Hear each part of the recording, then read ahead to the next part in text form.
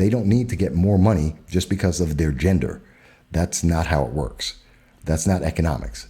But that's my opinion. You may disagree. And then Christine goes on to say, people died for the flag and are still dying. Yes, they are.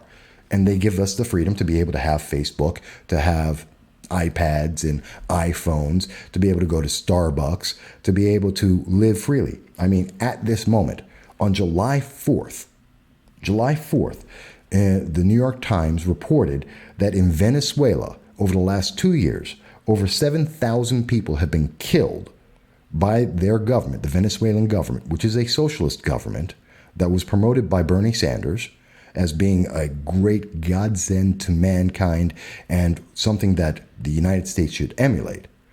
Well, guess what? The Venezuelan government outlawed the ability to own firearms. And in the last 2 years, they have roving bands of members of the government going around and killing 7,000 people just because they want to, and staging those murders as if it were riots. That's from the New York Times, which is known to be a very left-centric newspaper. So if you disagree with that, I don't know what to tell you. But it tells you that America doesn't have that issue. You know why? We have freedom. We have the Second Amendment. We have the First Amendment. And we stand by it. And so that's a great thing. And the flag is a representation of those freedoms. People in Venezuela would love to have those freedoms. They used to have them, then they went socialist. They don't have them anymore. They're dying. They're being killed. They're eating out of garbage cans. That tells you a lot. In fact, I just had a friend of mine, an associate I work with, who, in my 9-to-5 job, because no one pays for politics, sadly, but in my 9-to-5 job, I was talking to a gentleman. He just went to Turkey. He was there for a week. And he's watching 12 and 14-year-olds eat garbage. And that's considered commonplace. And he is in a wealthier part of Turkey.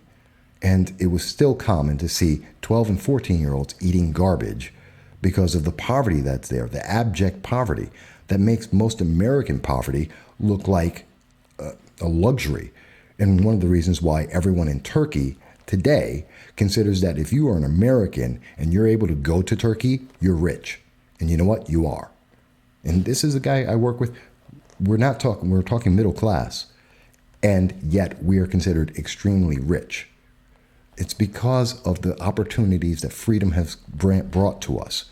The quality of life and the standard of life that we have that is so high compared to anywhere else in the world.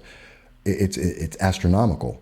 And quite literally, that's because of the freedoms that we have, that people have bled for, that they have died for, and that the flag represents.